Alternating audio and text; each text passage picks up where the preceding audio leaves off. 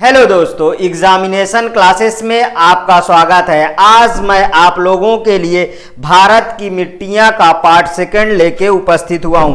First part में मैं काली मिट्टी तक डिस्कस किया था। चलिए आइए देखते हैं। इसके बाद थोड़ा सा ओवरव्यू दे देता हूं। देखिए ये वाली लाइन क्या दिखाती है? पर्वतीय मिट्टी को दिखाती है। पर्वतीय मिट्टी मीन्स पहाड़ी मिट्टी।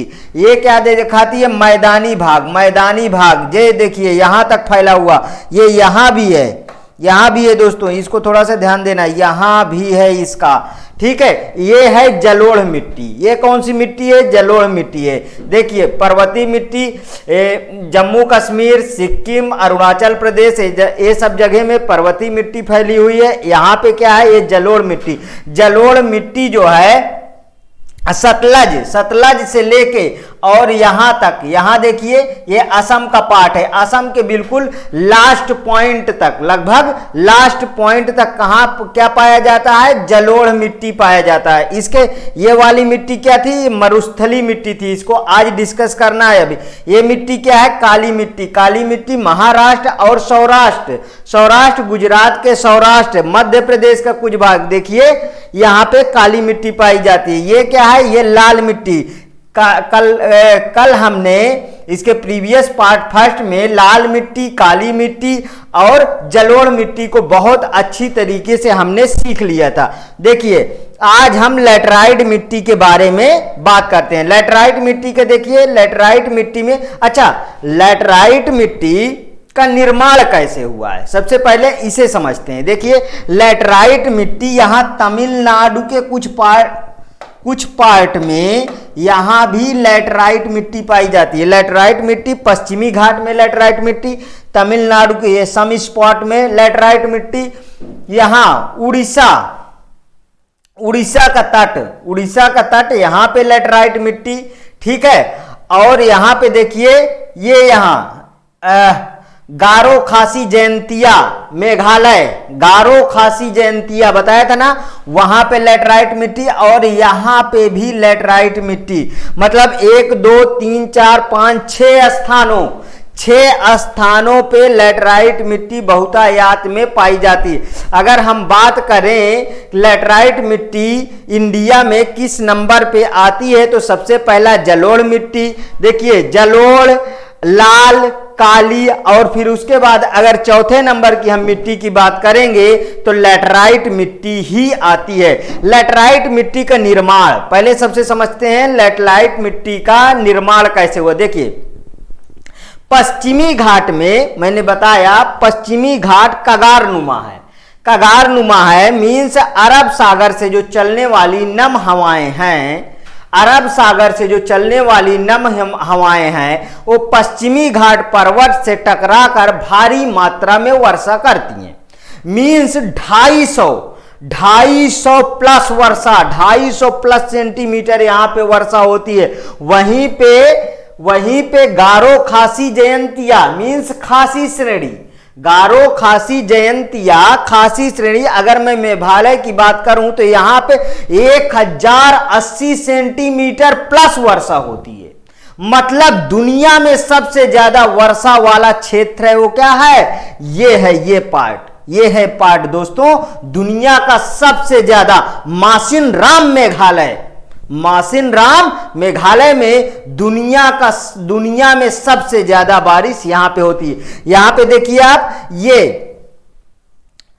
पश्चिम मतलब देखो पूरब, पश्चिम, उत्तर, दक्षिण, ठीक है। अगर मैं देखिए यहां पे थोड़ा डायरेक्शन देख लेते हैं पहले, जिससे आपको पूरा का पूरा क्लियर रहे।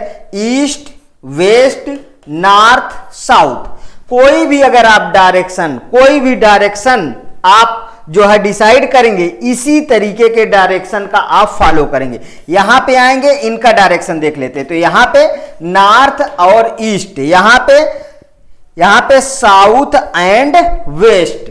मतलब कि अगर हम बात करें कि दक्षिण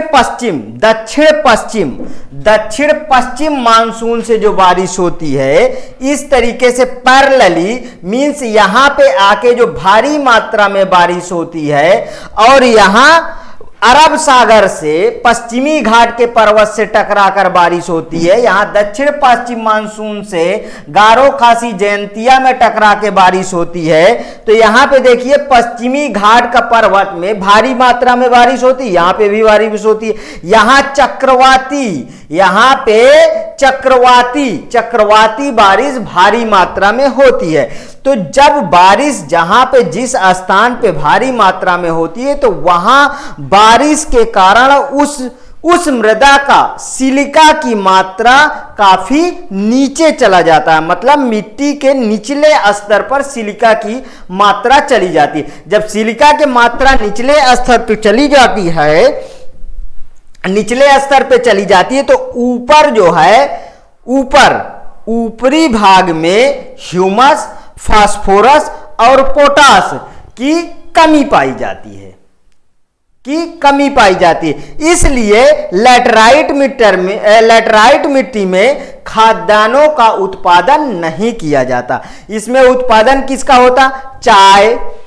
चाय बागान, कहवा, रबड़, काजू, ये सब चीजों की उत्पादन किया जाता है लैटराइट मिट्टी में। इतना समझ में आए? चलिए आइए इसको डिटेल से समझते हैं अपने फिर से ओन लैंग्वेज में कि लैटराइट मिट्टी को और अच्छे तरीके से समझते हैं। यहां पे मरुस्थली मिट्टी को भी समझेंगे और इसके बाद पीट एवं दलहनी, लवणी एवं क्षारी मिट्टी। आपको मैं आशा करता हूं कि आप इसका एक स्क्रीनशॉट ले लें जिससे मैं जल्द से जल्द आगे बढ़ूं। शायद आपने स्क्रीनशॉट ले लिया है, अब मैं आगे बढ़ता हूं। लैटराइट मिट्टी के निर्माण के लिए दो परिस्थितियां 200 सेंटीमीटर से अधिक वर्षा अभी मैंने बोला कि पश्चिमी घाट में 250 सेंटीमीटर वर्षा होती है, ठीक है।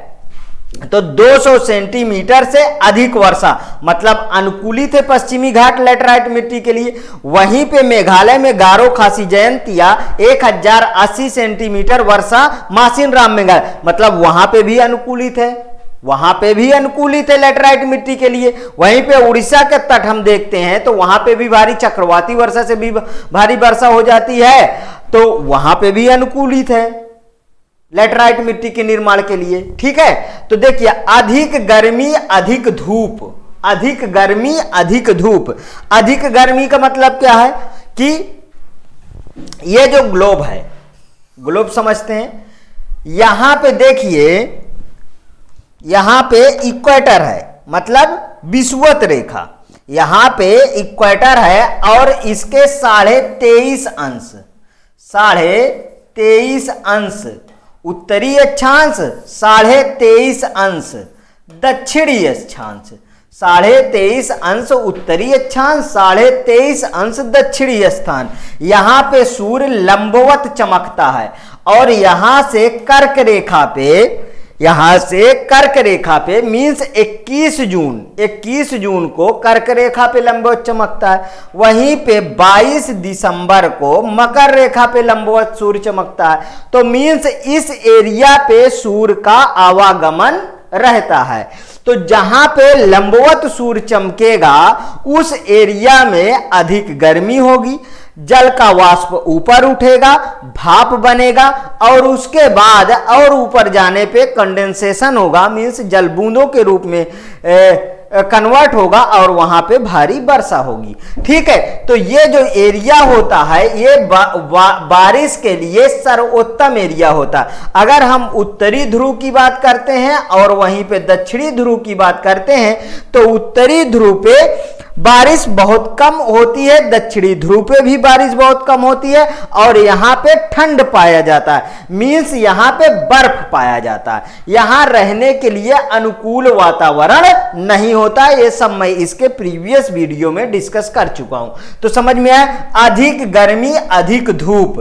3 क्षेत्र, पश्चिमी घाट, उड़ीसा तट, शिलांग पठार। पश्चिमी घाट, उड़ीसा तट और शिलांग पठार। एक मैंने छोटा सा स्पॉट भी कहां पे बताया, तमिलनाडु, वहां पे भी पहाड़ों से टकरा के अधिक मात्रा में बारिश होने के कारण वहां पे भी लेटराइट मिट्टी पाई जाती है। समझ में आया। सर्वाधिक क्षेत्र केरल, फिर महाराष्ट्र, क्योंकि पश्चिमी घाट के पश्चिमी ढाल के सहारे 200 सेंटीमीटर से भी अधिक वर्षा होती है। समझ में आया। अब इसके बाद देखते हैं लैटराइट मिट्टी का क्षेत्र। लैटराइट मिट्टी का क्षेत्र कौन कौन से हैं मित्रों, सह्याद्री। सह्याद्री मीन्स क्या, पश्चिमी घाट। सह्याद्री मीन्स पश्चिमी घाट। पश्चिमी घाट को ही सह्याद्री कहा जाता है। तमिलनाडु के सेवाराय पहाड़ी, तमिलनाडु का सेवाराय पहाड़ी, मैंने बोला था ना तमिलनाडु पे छोटा सा स्पॉट, ठीक है। ये ऐसे हमारा इंडिया है, ये यहां पे ये क्या है, तमिलनाडु का क्षेत्र, तो यहां पे ये पहाड़ी है, ठीक है। समझ में। अब देखिए उड़ीसा का तट, उड़ीसा का तट, राजमहल की पहाड़ियां, असम मेघालय की पहाड़ियां, असम मेघालय की पहाड़ियां ये मुख्य हैं। जलोढ़ रेड काली के बाद चौथा स्थान होता है। जलोढ़ रेड काली मिट्टी के बाद चौथा स्थान लैटराइट मिट्टी का होता है। किसका होता है दोस्तों, चौथा स्थान लैटराइट मिट्टी का होता है। अभी हम लोग लैटराइट मिट्टी पढ़ रहे हैं इसलिए यहां पे लैटराइट मिट्टी, ठीक है। रंग ईंटें बनाने के लिए सबसे उपयुक्त ये मिट्टी है। देखिए मिट्टी का, ईंटों का रंग क्या होता है, रेड होता है। तो लाल ईंटें बनाने के लिए सबसे उपयुक्त मिट्टी जो है लैटराइट मिट्टी मानी जाती है। ह्यूमस, नाइट्रोजन, फास्फोरस, पोटास की कमी होती है। अच्छा, मैंने इसके प्रीवियस वीडियो में भी ये चीज को डिस्कस किया था कि ह्यूमस, फास्फोरस और नाइट्रोजन, ह्यूमस, फास्फोरस, अगर आपको, जैसे आप एग्जाम हॉल में बैठे हैं, आपको कुछ नहीं समझ में आता है तो ये तीन नाम याद कर लीजिए। कोई भी मिट्टी आएगी लगभग ये तीन चीजों की उसमें कमी देखने को मिलती है, ठीक है। इसलिए इन तीनों नाम को बिल्कुल से याद कर लीजिए। यूरिया देखिए, यूरिया बनती कैसे है, नाइट्रोजन, फास्फोरस और पोटास, ठीक है। देखिए 4, 2 और 1 का अनुपात पाया जाता है। आप यूरिया खाद की बोरी में देखेंगे कि उसमें 46% नाइट्रोजन लिखा होता है। 46% नाइट्रोजन है। तो कहा जाए कि अगर आप, जब मैदानी भाग की मैं बात करता हूं, उत्तर भारत का मैदानी भाग, तो इसमें आप धान और गेहूं की अच्छी खासी मात्रा में फसलें उगाई जाती है। आप यहां देखते होंगे कि नाइट्रोजन की, इसमें नाइट्रोजन जो हमारे यूरिया की बोरी आती है उसमें नाइट्रोजन 46% बोरी के ऊपर ही लिखा रहता है, आप उसको देख सकते हैं। इसलिए इन जगहों पे भी यही तीन चीजों, नाइट्रोजन, फास्फोरस और पोटास की कमी पाई जाती है और ह्यूमस की भी कमी पाई जाती है। इस बात को याद रखिएगा। हाँ, थोड़ा ह्यूमस के बारे में बता देता हूं। देखिए ह्यूमस का निर्माण सड़े गले पदार्थों मीन्स पेड़ पौधे के टूटने, जीव इत्यादि का मिट्टी में दब के सड़ना वो ह्यूमस का निर्माण करता है, जिससे ये पौधों को उगने के लिए काफी उपजाऊ होता है। अगर ह्यूमस की मात्रा निम्न है तो उसमें आपको कुछ न कुछ दवाएं और खाद जरूर मिट्टी को देना पड़ेगा, तभी वो प्रॉपर वे में एक लेवल पे आएगी। इतना आप याद रखिएगा। आगे देखते हैं। लोहे के ऑक्साइड, एल्युमिनियम के ऑक्साइड लैटराइट मिट्टी में भरपूर मात्रा में पाए जाते हैं। लोहे के ऑक्साइड पाए जाने के कारण ही लैटराइट मिट्टी रेड होती है। लाल मिट्टी में डायरेक्ट क्वेश्चन आता है कि लाल मतलब लोहे के ऑक्साइड कहां पे पाए जाते हैं, तो अगर ये सब ऑप्शन रहे तो लाल मिट्टी आप बिल्कुल टिक कर दीजिए। जैसे आए ऑप्शन मरुस्थली मिट्टी, काली मिट्टी, लाल मिट्टी या जलोढ़ मिट्टी। लाल मिट्टी है, तुरंत आप टिक करिए कि लाल मिट्टी में लोहे के अयस्क पाए जाते हैं। देखिए लोहा में जंग लगता है, जंग किसके कारण लगता है? ऑक्सीजन के कारण लगता है। तो जंग लगता है, वो जंग लगता है तो लोहे का वजन बढ़ जाता है, लोहे का वजन जंग लगने के बढ़ जाता है, उसके बाद सब डिस्ट्रॉय हो जाता है। तो लोहे के ऑक्साइड किस में पाए जाते हैं? लाल मिट्टी में पाए जाते हैं। लाल मिट्टी, लोहे के ऑक्साइड के कारण ही वो मृदा लाल होती है। ठीक है, लोहे के ऑक्साइड के कारण यह लाल होती है। अधिक वर्षा के कारण सिलिका पदार्थ का निक्षालन इसमें हो जाता है, जैसा कि अभी अभी मैंने बताया। चाय, काजू, सिनकोना, कॉफी, मसाला इसमें उगाया जाता है। ठीक है, अब देखते हैं इसके बाद मरुस्थली मिट्टी। मरुस्थली मिट्टी बेसिकली राजस्थान में पाई जाती है। कहां पे पाई जाती है? राजस्थान में पाई जाती है। पश्चिमी भारत के शुष्क राज्यों में मरुस्थली मिट्टी पाई जाती है। पश्चिमी पंजाब, दक्षिणी हरियाणा, समस्त राजस्थान और गुजरात के कच्छ में मरुस्थली मिट्टी पाई जाती है। खाद्यान्नों की खेती इसमें नहीं होती है। तो फिर इसमें होती क्या है? देखिए इसमें होती है इसमें होती है सरसों, मतलब तिलहन। तिलहन की खेती भरपूर मात्रा में इसमें होती है। सबसे ज्यादा सरसों उगाई जाती है। मरुस्थली क्षेत्रों में सबसे ज्यादा सरसों उगाई जाती है। ज्वार, बाजरा, मोटे अनाज, आजकल देखिए सरकार भी मोटे अनाजों को बढ़ावा देने में लगी हुई है। हमारी सरकार जो है मोटे अनाजों को अपने मेनू में मोटे अनाजों को रखना तय कर ली है। अगर आप नेताओं के भोजन देखिए, ठीक है, नेताओं के भोजन में भी, उनके मेनू में भी मोटे अनाजों को रख लिया गया है। अब देखिए सबसे अच्छा भोजन कौन करता है? कौन करता है सबसे भोजन अच्छा? जिसके पास अच्छा पैसा होगा वो अच्छा भोजन करेंगे। इसलिए मैं इसमें डिटेल ज्यादा नहीं दे सकता हूं। तो हम ये कहेंगे कि नेताओं के भोजन में भी मोटे अनाज को बढ़ावा दे दिया गया है। इसलिए अब इनके दिन क्या है? इनके नेक दिन आने वाले हैं। सबसे ज्यादा बढ़ावा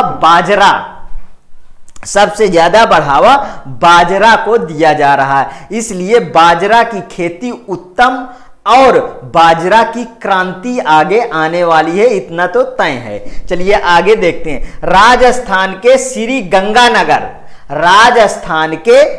गंगानगर में गेहूं की खेती की जाती है। सिंचाई की सुविधा इंदिरा गांधी नहर से की जाती है। अच्छा दोस्तों देखिए, श्री गंगानगर में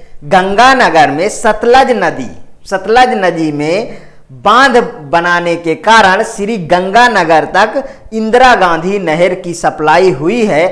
उसके आगे भी हुई है, ठीक है, उसके आगे भी राजस्थान में हुई है। यहां थोड़ा हम समझते हैं राजस्थान को। देखिए ये वाला पार्ट यहां आया और ये, ठीक है, इसके बाद ये यहां पे देखिए, यहां पे राजस्थान है, यहां पे राजस्थान, ये पूरा इलाका क्या है? राजस्थान है। और यहां से मान लीजिए, यहां से इस वाली पॉइंट को, यहां पे बांध है और ये आई है नहर। यहां पे बिल्कुल पाकिस्तान के बॉर्डर पे श्री गंगा, यहां पे क्या है? यहां पे यहां पे जो है राजस्थान के बिल्कुल पाकिस्तान से सटा हुआ श्री गंगा नगर बसा हुआ है, ठीक है। तो यहां पे इस इंदिरा गांधी नहर से भरपूर मात्रा में पानी की सुविधा हो गई है। जब यहां पे पानी की मात्रा की सुविधा हो गई है तो यहां का जो भाग है वो पूरा कैसा हो गया? समतली तो पहले से, फिर पानी पा गया है, पानी पा गया है तो सारी फसलें इसमें उगाई जाएंगी। तो मतलब यहां खाद्यान्नों की अच्छे खासे मात्रा में उत्पादन होता है श्री गंगानगर में, ठीक है। और इंदिरा गांधी नहर के पानी पहुंचने के कारण, अब समझ में आया, ठीक है। आगे बढ़ते हैं। अब पर्वतीय मिट्टी को हम लोग डिस्कस करते हैं। जम्मू कश्मीर, हिमाचल प्रदेश, उत्तराखंड, सिक्किम, अरुणाचल प्रदेश में विस्तृत है पर्वतीय मिट्टी। हिमालय के कारण ह्यूमस प्रचुर मात्रा में पाया जाता है। हिमालय के कारण ह्यूमस प्रचुर मात्रा में पाया जाता है, क्योंकि हिमालय में पेड़ पौधे इत्यादि सब दब जाते हैं। उसके बाद वो बहुत दिनों के बाद क्या है, जीव जंतु पेड़ पौधे सब दब जाते हैं। उसके बाद उसमें वो मिट्टी नदियों के द्वारा बहा ली जाती है मैदानी भागों में। इस कारण से ये जो जितने भी इलाके हमने बताए, यहाँ पे ह्यूमस की प्रचुर मात्रा पाई जाती है। ठीक है, अम्लीयता पाई जाती है। और क्या पाया जाता? अम्लीयता पाया जाता है। चाय, सेब, नाशपाती उगाई जाती है। चाय, सेब, नाशपाती के लिए उत्तम भूमि है, लेकिन खाद्यान्न उगाने के लिए उत्तम नहीं है, क्योंकि क्या पर्वतीय ढलान वाली खेती में गेहूं और चावल उगाएंगे क्या? गेहूं और धान की खेती करेंगे क्या? नहीं, सर्वोत्तम नहीं है। इसलिए यही सब चीजें वहां पे उगा सकते हैं आप। ठीक है, आगे बढ़ते हैं। पर्वतीय मिट्टी पूर्ण विकसित मिट्टी नहीं मानी जाती है। अगर कभी भी ऐसा क्वेश्चन आए तो आप देखते ही टिक करिए कि पर्वतीय मिट्टी पूर्ण मिट्टी नहीं मानी जाती, अविकसित और निर्माणाधीन मिट्टी पाए, इसे कहते हैं अविकसित और निर्माणाधीन, क्योंकि हिमालय खुद ब खुद अभी अस्थिर है। ठीक है, उसका उत्थान जारी है। ठीक है दोस्तों, इसके प्रीवियस वीडियो में आप हिमालय के बारे में अच्छी तरीके से देख सकते हैं। पीट एवं दलहनी मिट्टी के बारे में बात करते हैं। पीट मिट्टी का निर्माण जल जमाव के कारण होता है। पीट मिट्टी का निर्माण कैसे होता है? जल जमाव के कारण होता है। केरल, तमिलनाडु में अधिक वर्षा वाले क्षेत्र जल जमाव से गीली मिट्टी का निर्माण होता है। पीट मिट्टी का निर्माण मुख्य रूप से वनस्पतियों के सड़ने गलने से होता है। दलदली मिट्टी पीट मिट्टी से ज्यादा गीली होती है। दलदली मिट्टी पीट मिट्टी से ज्यादा गीली होती है। उड़ीसा के तट तथा पश्चिम बंगाल के सुंदरवन तट में दलदली मिट्टी बहुतायत में पाई जाती है। सर्वाधिक ह्यूमस 45 से 50% के बीच इसी मिट्टी में पाया जाता है। ठीक है, आगे बढ़ते हैं। लौड़ी एवं क्षारीय मिट्टी को देखते हैं। निर्माण अधिक सिंचाई वाले क्षेत्र में हुआ है। इसका निर्माण अधिक सिंचाई वाले क्षेत्र में हुआ है। ऊसर भुरभुरी परत सफेद चादर नुमा। देखिए, लौड़ी एवं क्षारीय मिट्टी में ऊसरी भूमि जानते हैं, ऊपर देखेंगे पाउडर नामक मतलब कि सफेद रंग का पाउडर नामक होता है, उसे ऊसर कहते हैं। आप यहां से, हम इलाहाबाद में हैं अभी, इलाहाबाद से आप थोड़ी दूर चले जाइए कौशाम्बी में जहां पे नहरें हैं, आप वहां देखिए, ये ऊसर वाली भूमि वहां आपको बहुत आसानी से मिल जाएगी। क्यों? क्योंकि नहरों के पानी ने उन्हें ऊसर बना दिया है। ये कहना क्या उचित है? क्या बिल्कुल उचित है, क्योंकि नहरें का पानी जमीन में भर जाता है। भर जाने के बाद वो ऊपर वाष्प बन के पानी उड़ जाता है, तो बचा क्या? जो बचा पार्ट वो बनाता है उसको क्षारीय, उसको क्या बनाता है? क्षारीय बनाता है, मीन्स ऊसर बनाता है, भून को अनउपजाऊ कर देता है। चूना पत्थर के ऊपर परत आपको देखने को डायरेक्ट मिल जाती है। आप जाइए, पानी भर दीजिए, पानी वाष्प बन के उड़ जाएगा, एक लेयर टाइप में खेतों में बिछ जाता है। ठीक है दोस्तों, तो बहुत नजदीक आप जाके वहां देख सकते हैं कि ऊसर है क्या। ऊसर एक पाउडर नुमा होता है, अनउपजाऊ भूमि होता है। क्या होता है? अनउपजाऊ भूमि होता है। ठीक है, देखो, रेह और कलदर के नाम से भी इसे जाना जाता है। मीन्स रेहू के नाम से भी कहीं कहीं जाना जाता है।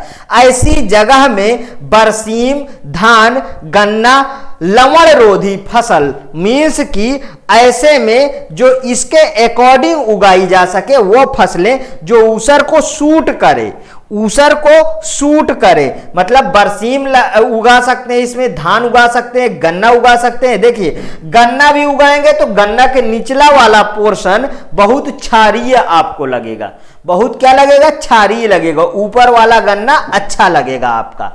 ठीक है। अंतरराष्ट्रीय स्तर पे मृदा को 11 भागों में बांटा गया है। ठीक है। हम 8 तरीके की मृदा पढ़े हैं अपने इंडिया के अकॉर्डिंग, लेकिन अंतरराष्ट्रीय स्तर पे मृदा को 11 भागों में बांटा गया। उसमें से मुख्य भागों को डिस्कस कर लेते हैं। इंसेप्टिसॉल कहां कहां है, देखिए गंगा और ब्रह्मपुत्र की मिट्टी मीन्स जलोढ़ मिट्टी। वहीं पे देखिए वर्टिसॉल कहां पे, दक्कन पठार की काली मिट्टी, दक्कन पठार की काली मिट्टी को इसके अंतर्गत रखा गया। एरेडिसॉल में क्या आता है, राजस्थान की मरुस्थली मिट्टी, राजस्थान की मरुस्थली मिट्टी को एरेडिसॉल में रखा गया। हिस्टोसॉल में केरल एवं तमिलनाडु के बीच पीट मिट्टी, केरल एवं तमिलनाडु के बीच पीट मिट्टी को इसमें रखा गया। ऑक्सीसॉल केरल के लैटराइट मिट्टी, केरल के लैटराइट मिट्टी को ऑक्सीसॉल में रखा गया। केंद्रीय मृदा संरक्षण बोर्ड का गठन कब हुआ है, 1953 में हुआ है।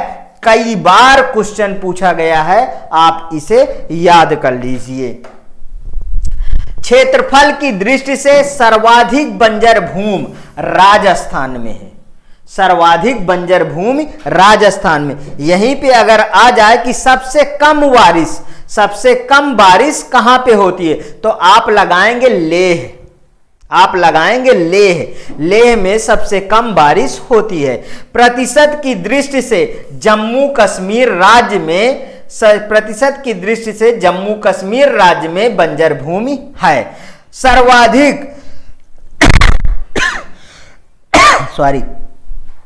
सर्वाधिक सूखाग्रस्त राज्य कौन सा है, राजस्थान। सर्वाधिक लवणीय मृदा क्षेत्र गुजरात, सर्वाधिक लवणीय मृदा क्षेत्र गुजरात। सर्वाधिक क्षारीय मृदा क्षेत्र उत्तर प्रदेश। मैंने अभी इसको डिस्कस किया, जहां पे नहरें चारों तरफ से हैं और वहां पे नदियों द्वारा लाया जाता है पानी, और नदियों के पानी से वहां पे सिंचाई होती है। मीन्स नहरों के थ्रू पानी खेतों तक पहुंचता है, और वहां नदियों से नहर, और नहर के बाद खेत तक पानी पहुंचता है। वो खेतों मतलब नहरों से खेतों की सिंचाई होती है, तो वो उसको क्या, मिट्टी को क्षारीय बनाता जाता है। ठीक है दोस्तों, यदि मेरा सेशन आपको अच्छा लगता है तो प्लीज इसे लाइक करिए, सब्सक्राइब करिए, और ज़्यादा से ज़्यादा अपने दोस्तों में शेयर करिए, जिससे मैं इसका नेक्स्ट पार्ट जल्द से जल्द आपके सामने ले आ सकूं। हाँ, इसका हूबहू PDF मेरे टेलीग्राम चैनल से आप प्राप्त कर सकते हैं। ओके दोस्तों, थैंक यू।